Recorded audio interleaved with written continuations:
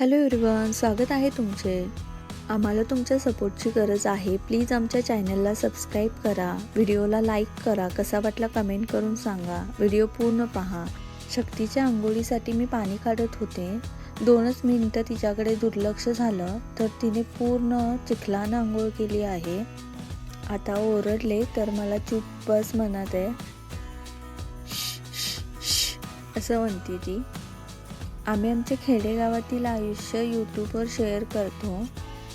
पावसाळ्यात गाव निसर्ग सौंदर्यानं नटलेलं असतं.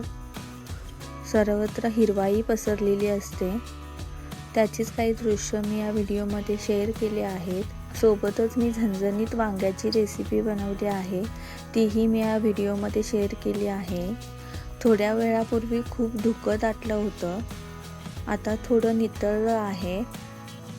ते म्हणतात ना कवितांमध्ये, गाण्यांमध्ये, नभ उतरून आलं या. काहीसं तसंच झालं होतं थोड्या वेळापूर्वी. श्रावणात ऊन पावसाचा खेळ, सोबतच झुक्यांचाही खेळ सुरू आहे. आज कावळ्यांनी जास्तच दंगा मांडला आहे. येथे कावळ्यांची सभा सुरू आहे. नाही म्हटलं तर 20-25 कावळे या एका झाडावर बसले आहेत. काहीतरी महत्त्वाचा विषय चालला असावा त्यांचाही. मांजराला वाघाची मावशी का म्हणतात हेही आज या व्हिडिओमध्ये दिसून येईल. या मांजराचे चालणे पहा, ॲटिट्यूड पहा, सेम वाघासारखा आहे.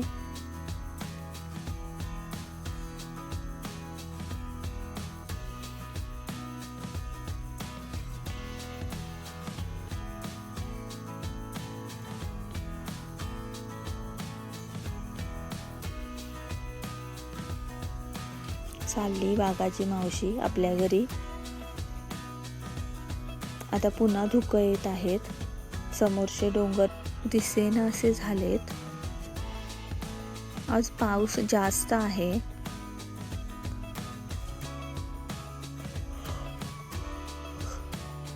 दोन 3 दिवसापासून जो पाऊस लागतो आहे त्यामध्ये गारवा आहे. थंड वातावरण झाले आहे.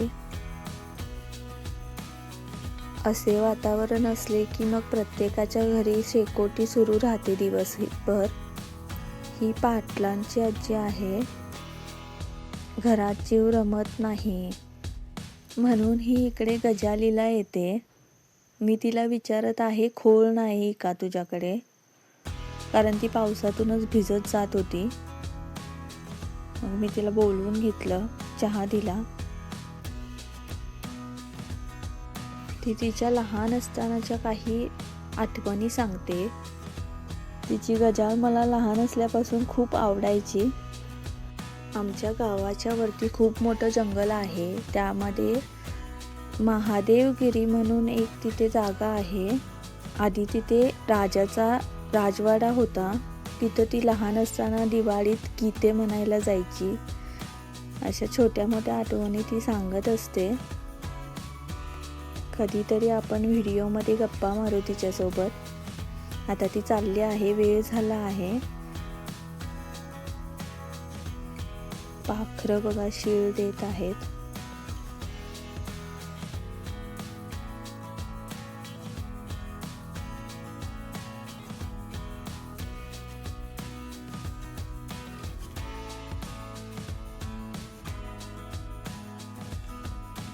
आता इथं थोडा वेळ बसेल ती, मग नंतर घरी जाईल तिच्या. त्यांच्याकडे मोबाईल नसतो, टीव्हीचा छंद नसतो. बस काही आठवणी आहेत लहान असतानाच्या, तरुणपणाच्या. बस त्याचीच गजाल ती रंगवत असतात. नागपंचमीसाठी पप्पांनी चणे आणले होते. मॅडमनी ते पॅकेट पाहिलं व फोडून दे म्हणून दंगा मांडला. शेवटी आता घेतले आहेत चणे. तेव्हा शांत झाली आहे. जिथं मी येईन तिथं तिला यायचं असतं. ते wheels on the bus go round and round मी म्हणत होते, तर ते ॲक्शन करून दाखवत आहे.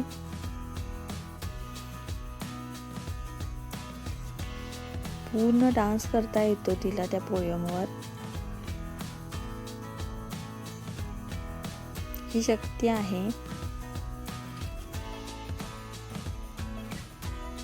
Signal on the bus go blink blink blink करत आहे.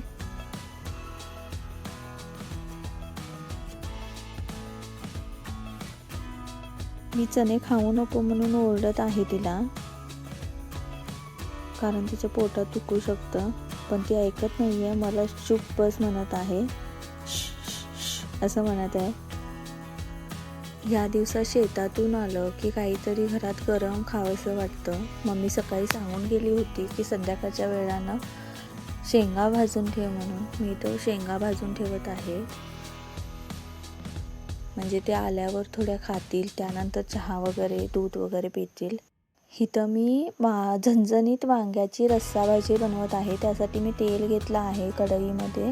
तेल गरम झाल्यावर जिरा मोहरी टाकलं आहे. त्यानंतर मी त्यामध्ये एक मोठा कांदा चिरून टाकला आहे. कांदा चांगला परतवून घेतल्यानंतर मी 10-12 लसणाच्या पाकळ्या घेतल्या होत्या व 2 डाळे कोथिंबिरीचे घेतले होते, ठेचून घेतले आहेत ते. कांदा चांगला भाजल्यानंतर मी त्यामध्ये कोथिंबीर आणि लसूण घातली आहे, ठेचून घेतलेली. 2 वांगी घेतली आहेत. मी रस्सा भाजी करणार आहे त्याची. हे चांगलं हलवून घेतल्यानंतर त्यामध्ये मी जी कट करून घेतली आहेत ती वांगी घातली.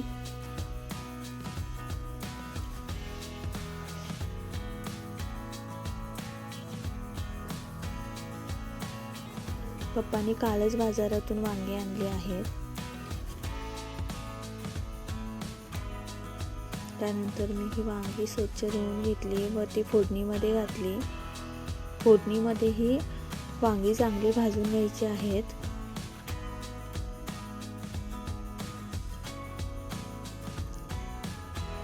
वांगी चांगली परतवून घ्यायची आहेत. वांग्यांना पाणी न घालताही शिजवता येतं, वाफेवर शिजतात ती.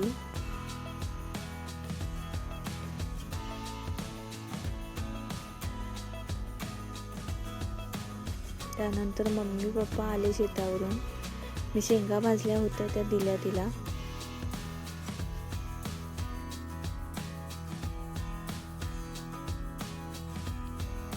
वांगी चांगली परतवून घेतली आहेत. त्यानंतर मी त्याच्यात मीठ घालणार आहे.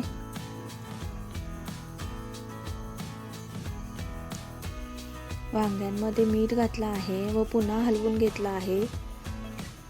थोडं फ्राय करून घेतलं आहे.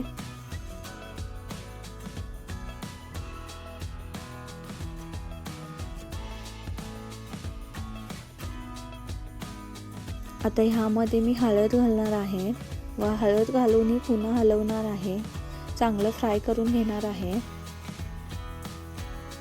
वांग्यामध्ये छान चव उतरते फ्राय केल्यामुळे.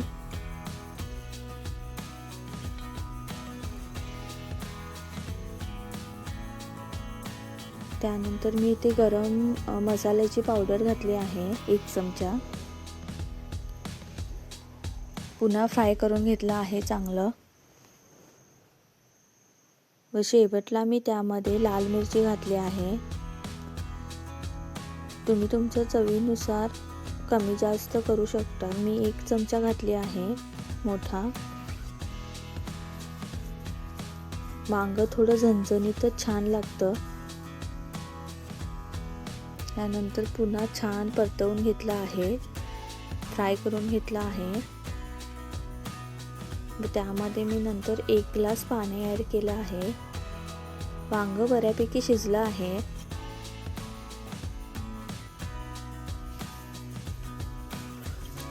वांग चांगलं शिजवून घ्यायचं. मी एक छोटी वाटी शेंगदाण्याचा कूट केला आहे. आधी शेंगदाणे भाजून घेतले होते, ते आता मिक्सरला लावलेत.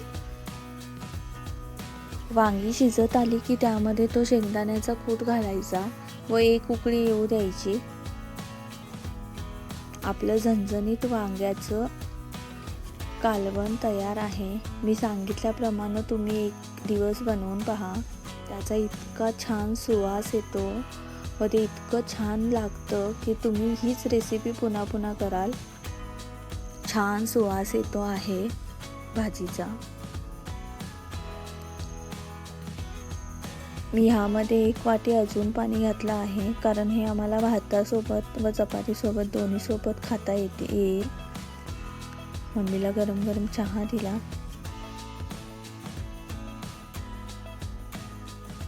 शक्ती बघा, शक्ती ही शेंगदाणे खात आहे.